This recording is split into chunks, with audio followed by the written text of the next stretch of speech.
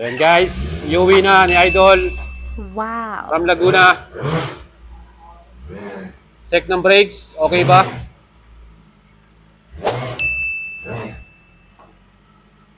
Grabe.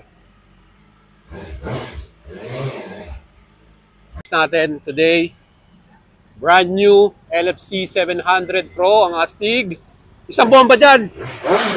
Yun. Tanga ng tindi. Woo! Ang astig.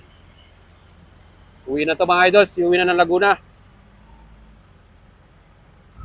Wapo no? Oh. Hello mga idol, good day sa inyo. At we are here at Binelli Dagupan. Siyempre meron tayong release ng brand new model na Benda LFC 700 Pro. Alam nyo naman kung ano itong motor natin to. Sobrang modern ito. May air shock. Meron tayong missile style na auxiliary lights dito. So yung ating subscriber, so matagal na tayong kinokontak ni Idol. So nung magkaroon ng unit dito, pina-reserve na kaagad. So shoutout po sa ating Idol dahil isa siyang seaman at ito pag nakakauwi lang niya, iuwi niya na to. And nice. Siyempre pagka gusto mo, may paraan, di ba? So taga Laguna pa si Idol, pumunta rito sa Pangasinan. So ikakabit yung mga accessories na binili niya, CC bar, crash guard, tapos lever. So may mga accessories siyang binili. So kung mga nagtatanong sa atin about LFC 700, meron na siyang mga online accessories na available din. So pwede nyo na may order yan. Kakabit ni Idol, ano pangalan mo? Eman, ni Idol Eman. Yan, pinakamalupit dito sa Binelli Dagupan by Carmack, no? So guys, kung kayo po ay gustong interested na makakuha nito, mag-send message lang kayo, PM lang kayo. Subukan nyo yung alagang boyet natin. So, interview natin yung owner. Idol, pwede ba katang ma-interview? Yun. So guys, ang ating owner nitong bagong LFC 700 Pro, si Idol, from Laguna pa siya. Talagang sinadya dito sa Pangasinan. And bakit ba ito yung nagustuhan mo, Idol? Yung looks niya, saka mababa. Oh, yung unang-una sa height mo, no? Siyempre yung mga naghahanap 5'3 lang, ganyan. 5'3 yung height mo. So guys, 5'3 lang si Idol. Kayang-kaya itong LFC 700 Pro. So, about the modern specs, medyo na ano ko. Saka weird yung mga spec niya. Yung spec niya kakaiba, di ba? First in this category, meron kang air shock, meron kang auxiliary lights. Parang lilipad siya. Sabi nga nila motor ni Batman. So, iuwi mo na ngayon to, pero di-deliver na lang natin para hindi ka na mahirapan. Siyempre, Laguna pa siya. So, kakamaduin pa natin. Kakabisaduin pa niya to. Sigurado, siya ang kauna-unang owner dito sa Laguna, malamang sa lugar nila. And meron din siya mga gandang mga parts, Brembo parts, yung mga braking system natin, inline 4, 630cc. So ano pa yung natin dito? Ito pala yung TFT display niya. Ano masasabi mo sa mga natin, mga ibang followers, subscriber natin? Recommended mo ba to? Recommended sa buwas sa boyet, alagang boyet. Yun. Wow. Importante yon mga idol, alagang boyet. Sigurado, legit, maasahan nyo.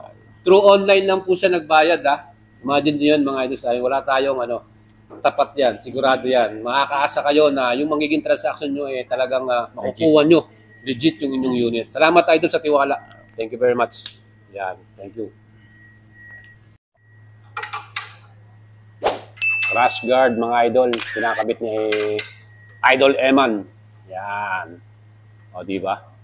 Ang lupit ng crash guard niya, talagang quality, Kung madrop mo talaga tong bike natin, talagang sasaluhin, Tigas,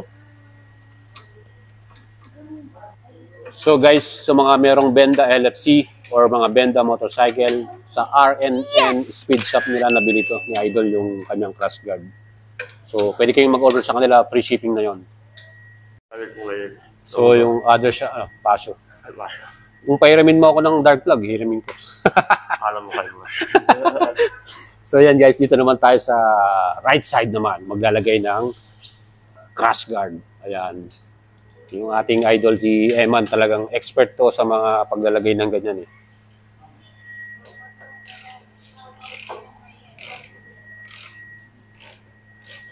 Guys, follow kayo sa page ko, Eman. Emmanuel, yan. May sarili siyang page May mga special vlog siya doon, ito yung pagkakabit, pag-install. Yung ating idol dito eh. So guys, kakabit naman ni Idol yung adjustable lever natin para dito sa LFC Pro. So mapapansin nyo dito, ang ganda oh. Diba? So pwede mong i-adjust, palapitin yan or lagay mo dito. Diba? Ganda. CNC no? CNC. Quality rin. Ano? Ayos mga idol. Ready to fight na tong ating LFC 700 Pro no. Modern sports cruiser from Benda no. Nakakabit na yung crash guard natin. Ayan no. Tibay yun. Diba? Protection. So meron pa tayong ikakabit sana na CC bar or yung pinaka backrest para sa passenger. Pero hopefully may kabit natin din today. Then guys, ano na tayo? Activation. Dapat discard mo siya. Wala. Then yung traction control, yung oil, mga matagay. Yung battery, pag lumabas na yan, ibig sabihin, naka-reserve ka na. 1 liters siguro yung reserve niya. Yung gear indicator, RPM, then kilometer. Yung trade. Okay? Meter na. Then pag i-mongol mo siya, pindot mo ito sa kaya ka. Oo. So mag-mongol siya. Ano yung mga specs niya. Up and down. Ito yung Up and down. acknowledge. Ito. Ito yung code niya. 1, 2. 1. Dito yung mga drive mode. Oo. Kung gusto mo baguhin siya. Gano'n. Pero ngayon naka siya standard setting. Standard. Standard setting. Then, natin yung ilaw. Okay? Ano ba? Harap. Dito. Signal light, left and right. Kanan. Right. Brake light. Masila. Yun. Brake. Itong brake lever na nakaset na parang Hazard. Yan. Hazard.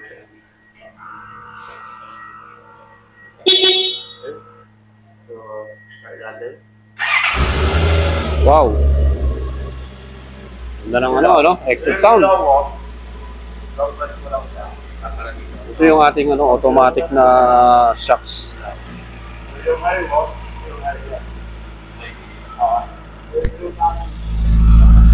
guys, yan ang pinaka-exhaust na inline for natin.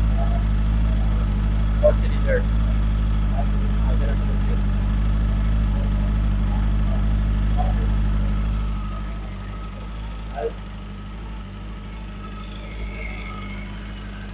Meron din tayong diesel style na oxygen consent.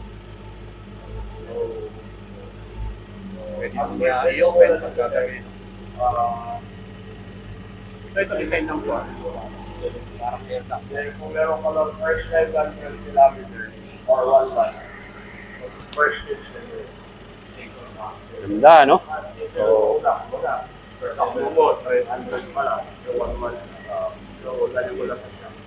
Pabalik tayo ng way. Nakapit tayo. So, pagkatapos mag-clear tayo, dito mo lang Inline 4, 700 Pro. Grabe ang pogi, no? Cruiser bike. Meron na tayong lever, CNC, adjustable, and crash guard. So, yun yung mga naikabit nating accessories.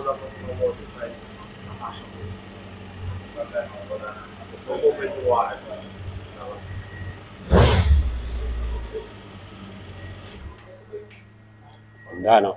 So, yan mga idol, activated na. Pwede na natin itong iuwi. Parang medyo makakildo. Medyo makakildo. Mag-start mo.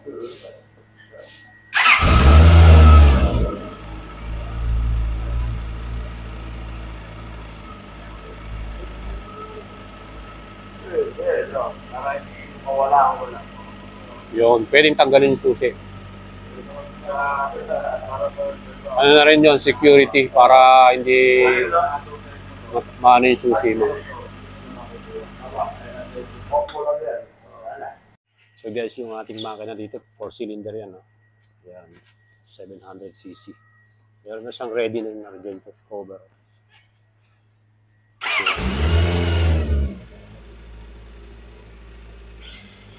Yung brake natin, may ABS na rin to. Brembo, caliper. Talagang premium, no? Ayan. Ayan, no? Brembo.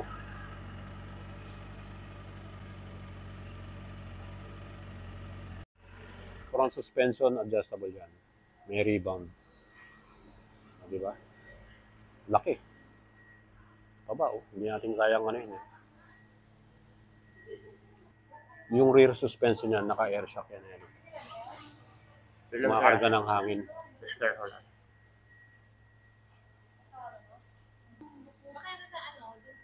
Nakakabilib dito yung rear tire niya. Ano, 300 by 35 by 18. CST tire, sobrang laki oh. Hindi natin madangkal ano. Sa almost 2 dangkal yung lapad niya. Ganong kalaki yung kanyang gulong sa likuran. Grabe no. Siyempre yung ating TFT display. Ayan. Ilang pala yung yung karga natin dito ng gasolina ay 17 liters. No? Siguro mga average nito na fuel consumption baka 20 to 22. Yung average fuel consumption. So, inline 4 to, malakas to. Or pwedeng bumaba pa sa 20. Ano? Meron na rin siyang dito. Engine cover. So yan guys, si Idol, hawak ng mahiwagang susi. Ang pogi eh, no? LFC 700. Astig.